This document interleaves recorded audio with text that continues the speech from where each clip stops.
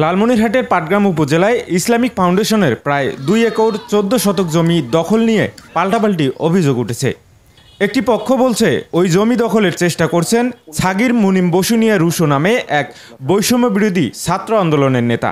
কিন্তু ওই নেতার দাবি দখল নয়, বরং তার পরিবারের বেদখল হওয়া জমি উদ্ধার করেছেন তিনি।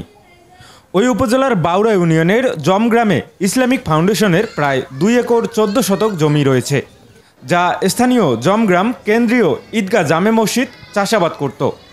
কিন্তু 2009 সালে আওয়ামী লীগ ক্ষমতায় আসলে একরামুল নামে এক ব্যক্তি আওয়ামী লীগের প্রভাব দেখিয়ে ওই জমি দখলে নেয়।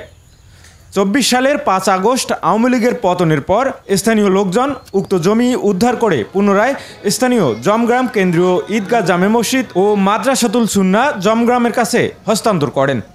আমি এই জমি কন্ট্রাক্টে আবাদ করতেছি। হাবিবুল বলতেছে যে আপনি 1 লাখ টাকা দেন, জমিটা আবাদ করেন। ইসলামিক ফাউন্ডেশনে এখন মাদ্রাসা আলা দিয়েছে, মাদ্রাসা আলা আবার দাবি করছে যে ইসলামিক ফাউন্ডেশনে কিভাবে গেল আমাদের জমিটা দিয়া। এই পর্যন্তই আছে। এখন মাদ্রাসাও দাবি করে, ইসলামিক ফাউন্ডেশনও দাবি করে।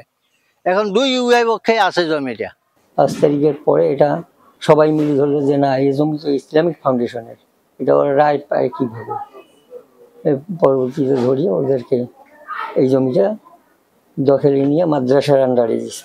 কিন্তু লালমনিরহাট 1 আসনে জাতীয় পার্টির এমপি প্রার্থী হাবিবুল হক বসুনিয়ার সহযোগিতায় সেই জমি রোববার দখলের চেষ্টা করেন ছাগির মুনিম বসুনিয়া রুশো নামে বৈষম্য বিরোধী ছাত্র আন্দোলনের এক নেতা। তবে ছাগির মুনিম বসুনিয়া রুশোর দাবি একেবারে ভিন্ন। আমি বৈষম্য বিরোধীর একজন কর্মী নিজেকে মনে করি। আমি কখনোই কোথাও এই পরিচয়ে কোথাও গিয়ে কোনো অন্যায় বা বাজে কাজে কখনো যুক্ত হয়নি, এবং এই বিষয়টি সম্পূর্ণ আমার পারিবারিক বিষয়। 1990 সালে আমাদের বসুনিয়া ফ্যামিলি থেকে জমি 2 একর 14 শতক জমি দান করা হয় ইসলামিক ফাউন্ডেশনকে, ইসলামিক মিশন হসপিটাল তৈরির জন্য। তো 1990 থেকে এটা 2025 পর্যন্ত আমরা দৃশ্যমান কোনো কার্যক্রম দেখতে পাইনি। ইভেন এই জমি এত বছর আওয়ামী ফ্যাসিস্ট আমলে কিছু স্বার্থান্বেষী গ্রুপ তারা দখল করে খেয়েছে, এবং 5ই আগস্টের পরবর্তী সময়ে আমরা স্থানীয় মানুষদের সহযোগিতায় আমরা জমির দখল ফেরত পেয়েছি। তো আমরা জমি দখল করিনি, বরং আমরা জমি দখল ফেরত পেয়েছি।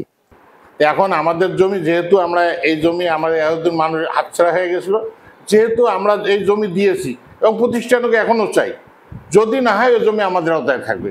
এতে আমরা ধর্ম প্রতিষ্ঠানে দিয়েই কিন্তু করি, অথবা মাদ্রাসায়, সেটা আমাদের ব্যক্তিগত। কেউ বাইরের থেকে কেউ এটা হস্তক্ষেপ করলে এটা শোভনীয় হবে না এবং কেউ হবে না।